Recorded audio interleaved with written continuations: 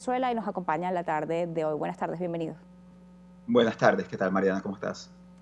Bien, queríamos conversar con usted la tarde de hoy respecto a la situación que se está enfrentando con Citgo, el caso de los litigios por la filial de Venezuela en Estados Unidos y las últimas declaraciones que daban respecto a la posibilidad de que se remataran sus acciones para pagar parte de las deudas. Yo quería consultarle si esto efectivamente puede darse, cuáles son las condiciones que estaría enfrentando Venezuela al respecto.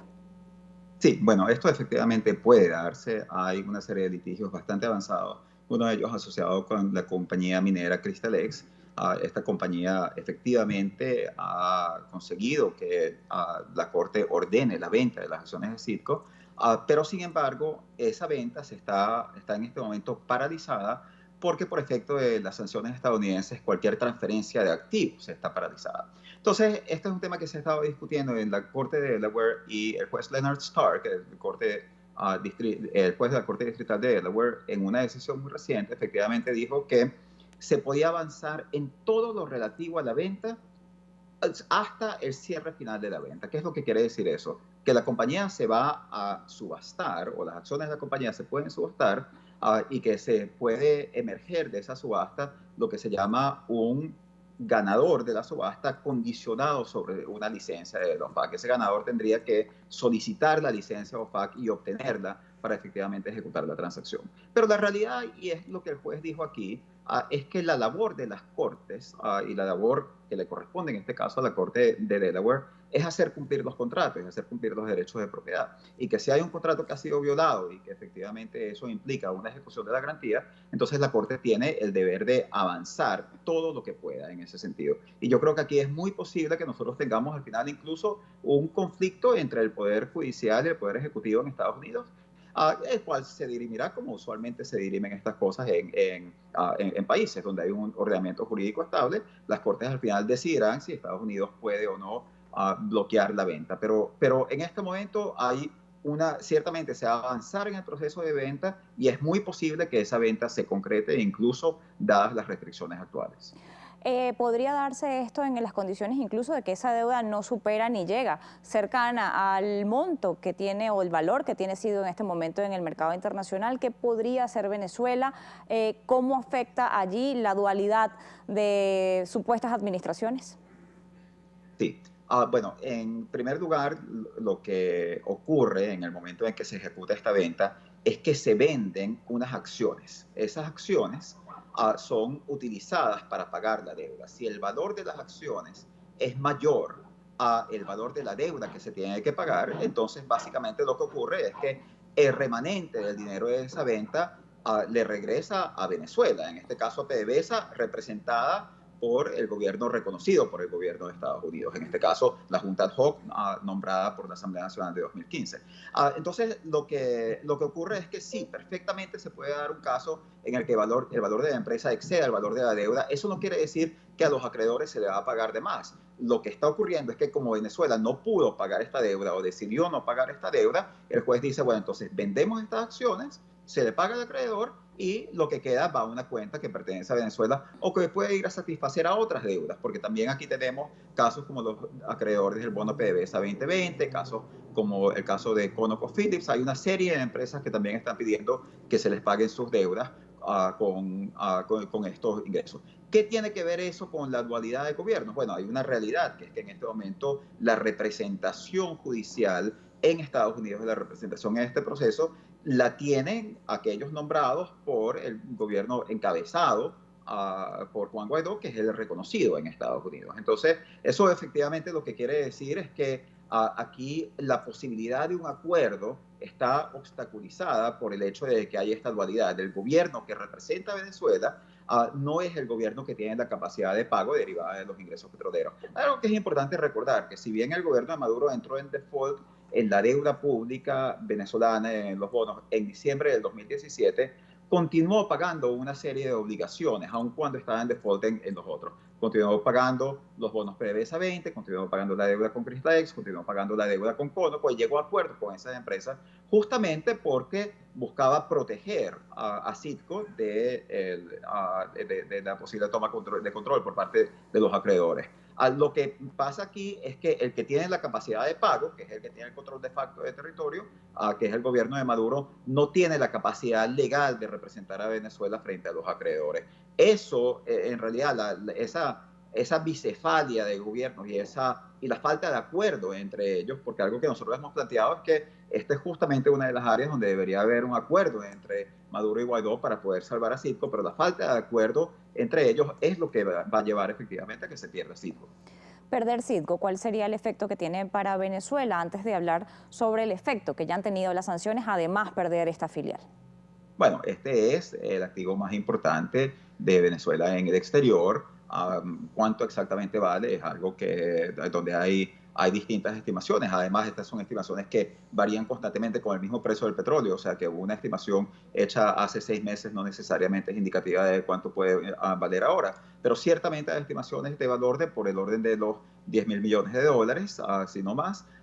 Entonces, es un activo importante, es un activo que además está diseñado para refinar petróleo venezolano. O sea, es una parte fundamental de la integración del sector petrolero venezolano en el mercado petrolero norteamericano. Claro está que, dadas las sanciones, esto no se ha estado utilizando.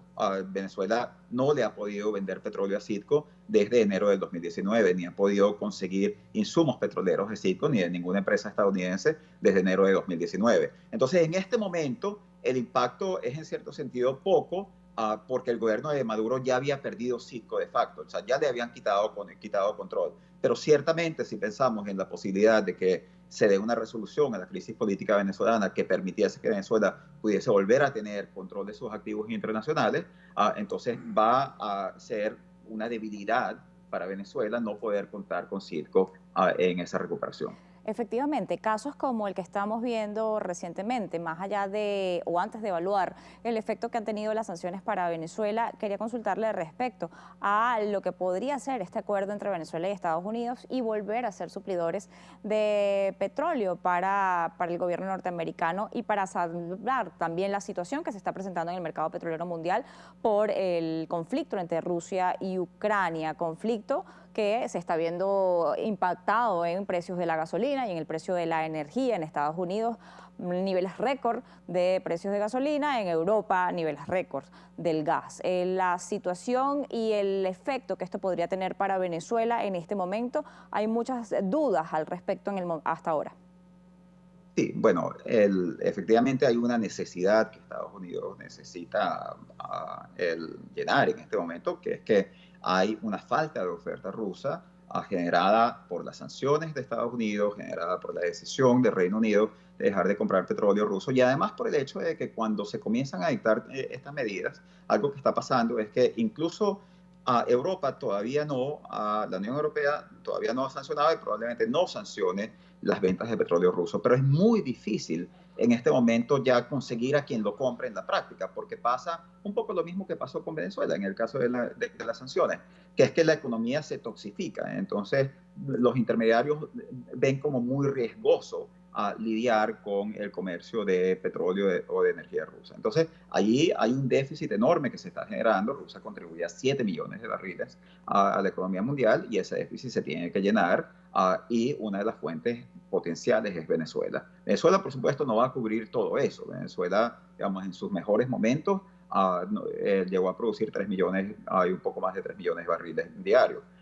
Pero Venezuela sí puede suplir una parte importante, relevante de eso. Hay algo que es importante entender, que es que cuando Venezuela sale del mercado petrolero estadounidense en concreto, por efecto de las sanciones, gran parte de esa diferencia se llenó con compra de productos petroleros rusos. Entonces hay un cierto sentido en que Venezuela podría volver a sustituir probablemente alrededor de 400.000 barriles, y eso sí se podría lograr en el corto plazo, de oferta rusa que impacta, por lo tanto, directamente sobre el mercado petrolero estadounidense, sobre los precios de gasolina en Estados Unidos.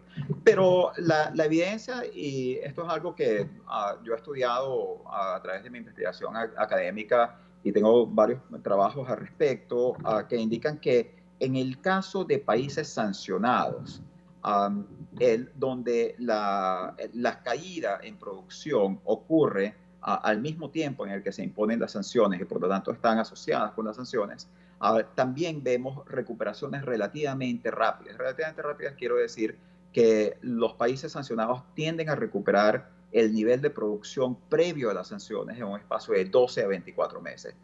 O sea que Venezuela debería poder, de acuerdo con esas estimaciones, Venezuela debería poder recuperar un nivel de entre 2 y 2 millones de barriles de petróleo en un plazo de 12 a 24 meses, dado un levantamiento completo de sanciones. Un levantamiento parcial de sanciones es algo más difícil de evaluar.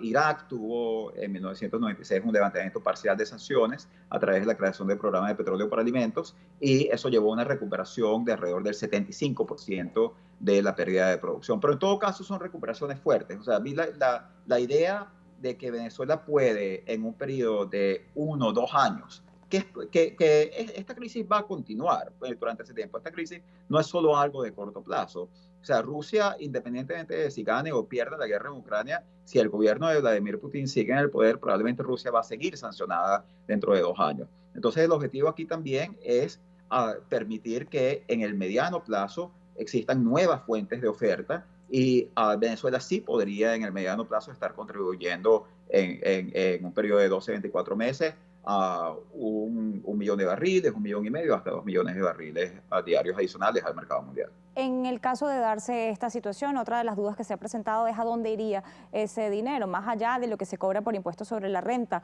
y que evidentemente tiene que ir directo al gobierno venezolano. Hay quienes dudan o quienes han señalado que está mal que se le entregaran esos recursos directamente al gobierno de Nicolás Maduro por el tema de las sanciones. Si se lograra hacer este levantamiento de sanciones y se lograra vender el crudo venezolano en Estados Unidos, el tema de las regalías y los ingresos adicionales que van a llegar por el aumento del precio del petróleo y por esta venta, más allá de hablar de un tema humanitario, porque también se ha señalado que no existen en Venezuela, o por lo menos no está en este caso Venezuela con condiciones de hambruna, como en algún momento se ha señalado, hacia dónde deberían irse o cuál debería ser el acuerdo para salvar la situación que hoy tiene el venezolano, que quizá no es de hambre, pero sí de fallas en servicios públicos y otra cantidad de carencias que existen en Venezuela.